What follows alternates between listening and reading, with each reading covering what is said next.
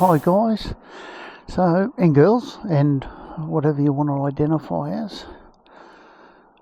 This is the setup for my trip to Perth and back. It's a bit of a funny one, this trip, because the weather's determining the whole trip.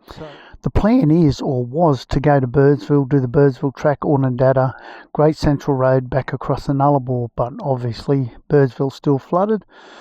So then I thought, let's do the Oodnadatta track, go to Uluru, do the Great Central Road and come back that way. But Steve now wants to meet us at William Creek. He can't go for the first 2 weeks, so it looks like the plan might be to leave Kalgoorlie. The other person with me will be Jonas from Lismore on a KTM 1090. We'll go to Collie Pub. Mike from Sydney, he will meet us out there, and maybe another Mike from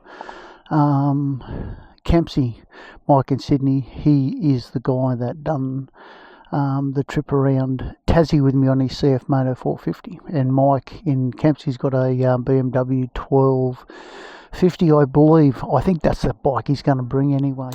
So Collie Pub, Broken Hill, Kimber, across the Nullarbor, and then depends on the weather, because there's supposed to be a big rain front hitting the middle of Australia right when we want to do the Great Central Road. So if we get to, say, Norseman and it looks like the rain's coming in, we'll come straight back across and over.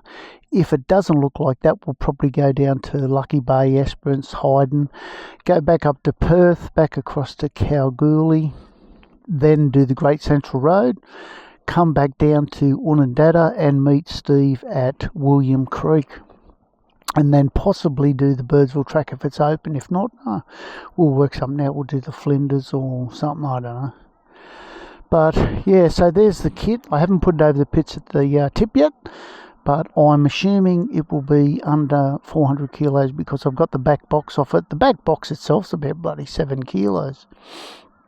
So a little bit extra water this time. This side is just all me spare stuff, like tubes and air compressor, jump starter, tyre patches, stuff like that. And on the other side is all me clothes and toiletries and stuff like that. And water in that one there, chain lube and that. I have got 2 tool tubes. One's just full of like tyre levers, a big socket wrench, big screwdriver, some sockets and stuff, and the other one's got oil filter, some nuts and bolts and stuff, and a little blue tarp put underneath the tyre and stuff, which is pretty important if you've ever changed a tyre in the bloody dirt. And in that back one, that's all me food, me tent, me sleeping bag, me kitchen, everything, and then I've got a pair of shoes there on top. And then the tank bag, not taking a drone this time, not taking me laptop, got brand new GPS tractionator tyres on them. They're a bit rough on the road, but they should last 10,000-12,000 k's, they say. So I've had a set on them on the last Vstrom I had, and I got, I think, about 11,000 out of them. So haven't really done anything to the bike since last video, except I got a heavy duty spring put in it, so it's good for 160 kilos. So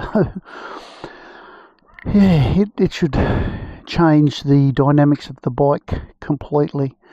Other than that, guys, that's about it.